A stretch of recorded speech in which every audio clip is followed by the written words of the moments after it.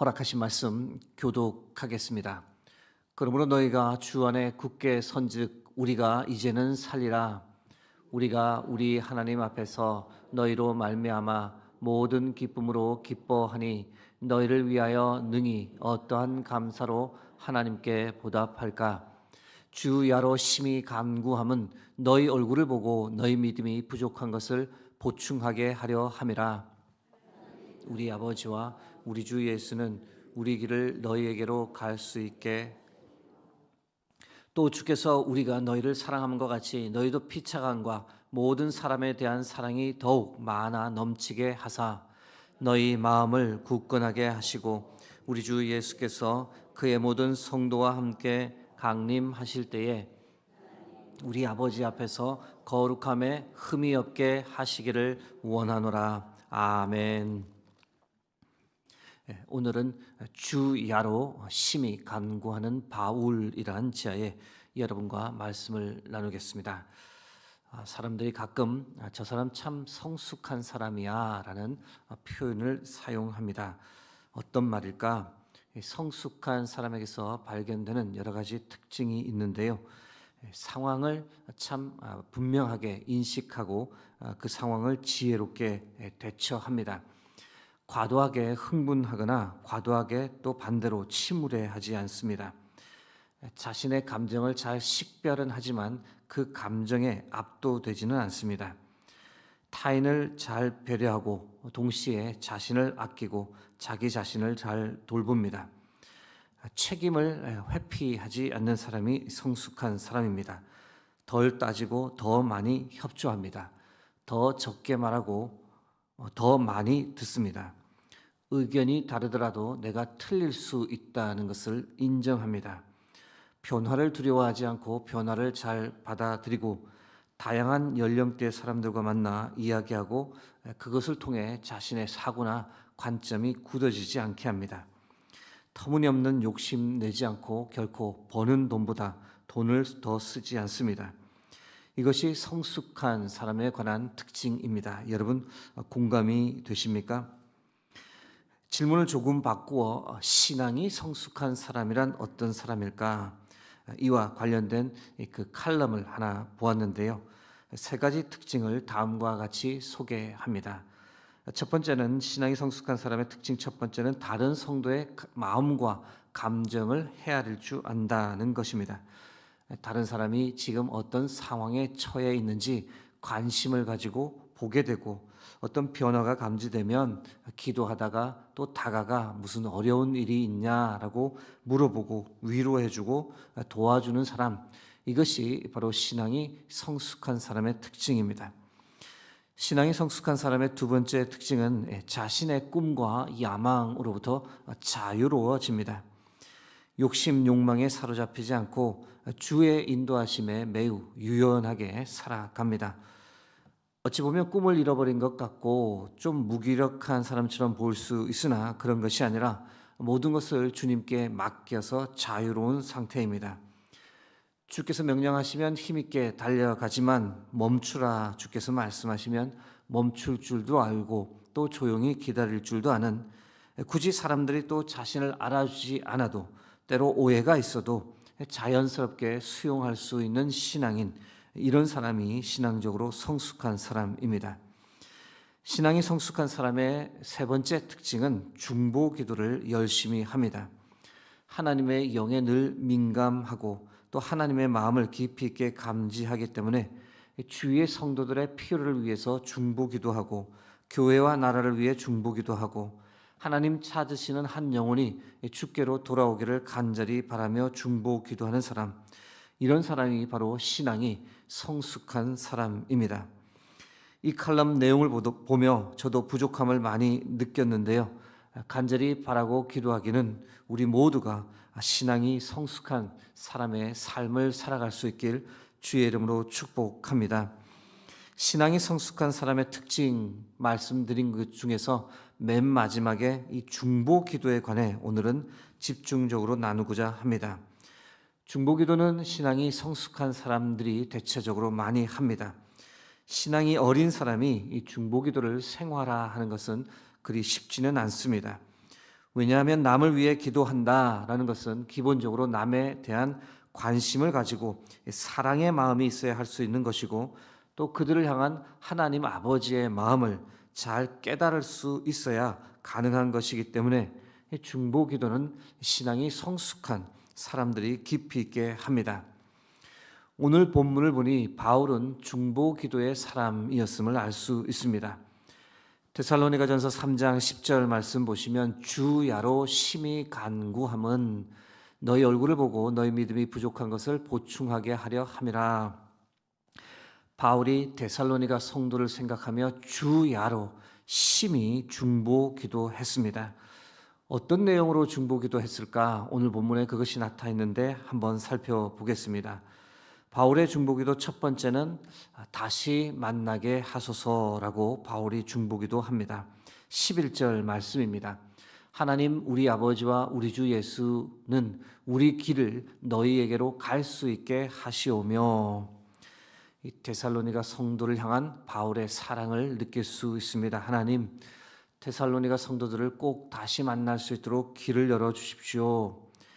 3주밖에 머물지 못했던 그 상황을 안타까워하며 좀 더 있었더라면, 좀 더 그들과 말씀을 나누었더라면, 그들의 믿음을 조금만 더 세워주었더라면, 이 영적 부모로서의 바울이 이 데살로니가 성도들을 향해 가지는 안타까운 심정을 느낄 수 있습니다.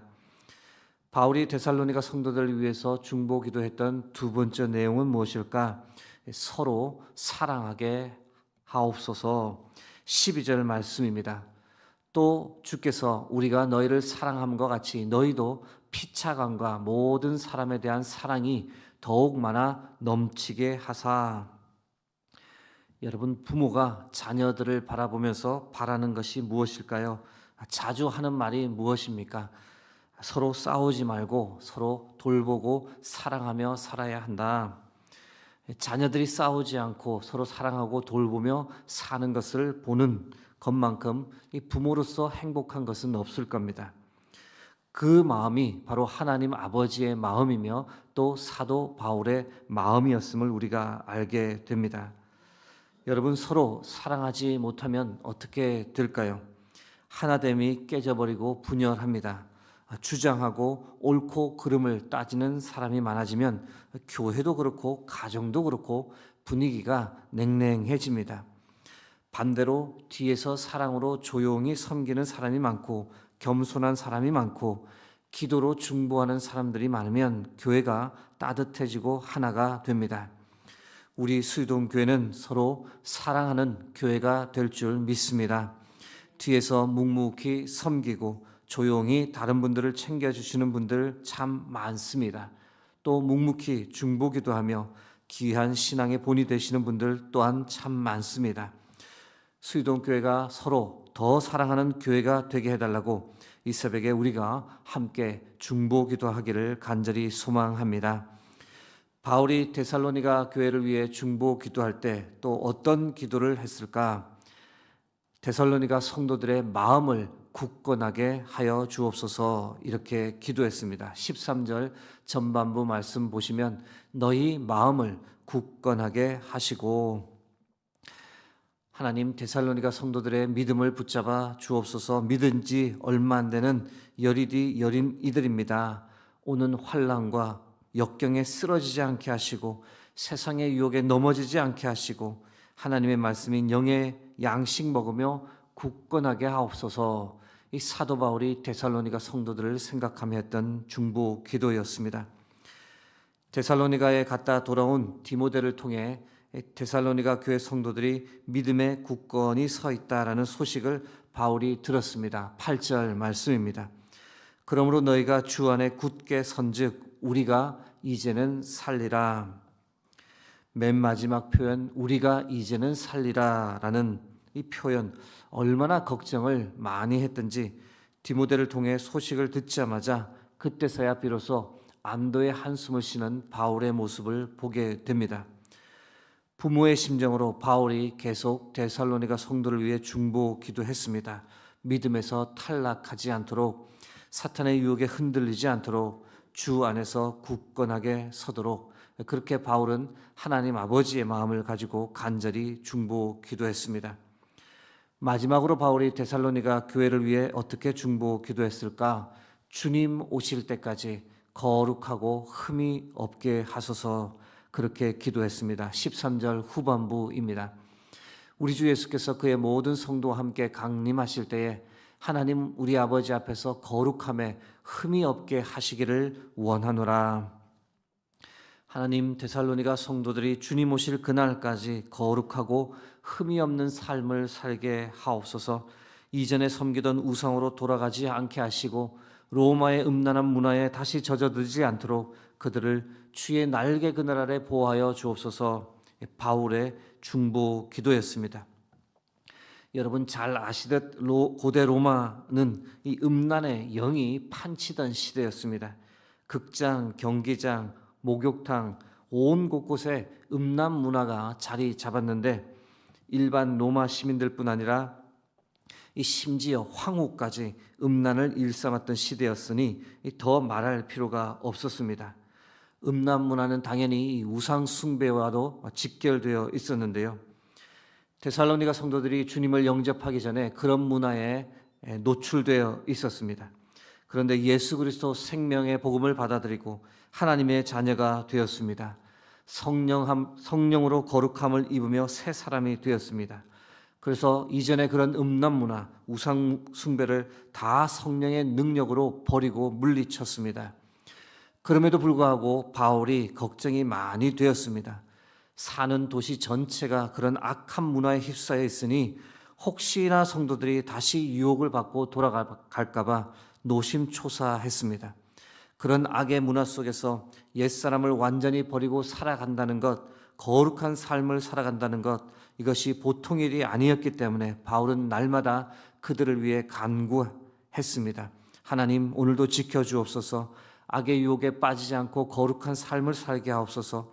성령의 능력으로 덮어주시고 하나님 주신 귀한 믿음, 주님 오실 때까지 끝까지 지키게 하옵소서. 이제 말씀을 맺고자 합니다. 사랑하는 성도 여러분, 데살로니가 성도를 위해 주야로 심히 간구했던 바울처럼 우리 역시 중보 기도의 사람으로 오늘을 살아갈 수 있기를 바랍니다. 우리 주의 사람들에 관해 관심을 더 가지고 그들을 위해 중보 기도하는 삶을 살아가길 주의 이름으로 축복합니다. 중보 기도하는 사람들에게는 드러나는 비밀이 하나 있습니다. 중보 기도를 열심히 하는 사람, 자기 자신을 위한 기도도 하나님께서 더 빨리, 더 긍정적으로 응답해 주십니다. 왜 그럴까요? 중보 기도를 하며 다른 형제를 생각하는 그 마음을 하나님께서 귀히 보시기 때문입니다. 사랑하는 성도 여러분, 오늘은 우리가 함께 중보 기도하는 복된 하루를 보내기 바랍니다. 가족 외에 특별히 하나님께서 생각나게 하시는 사람들이 있다면 최소 3명, 3사람의 이름을 불러가며 그들을 위해 중보 기도하기 원합니다. 중보 기도를 통해 우리가 주 안에서 하나 되고 중보 기도를 통해 하나님께서 우리 모두에게 크신 은혜와 축복을 주실 줄 믿습니다. 함께 기도하겠습니다. 하나님, 오늘도 우리에게 귀한 생명의 말씀을 주시고 우리가 오늘 어떻게 살아가야 할지를 알려주시고 인도해 주셔서 감사합니다.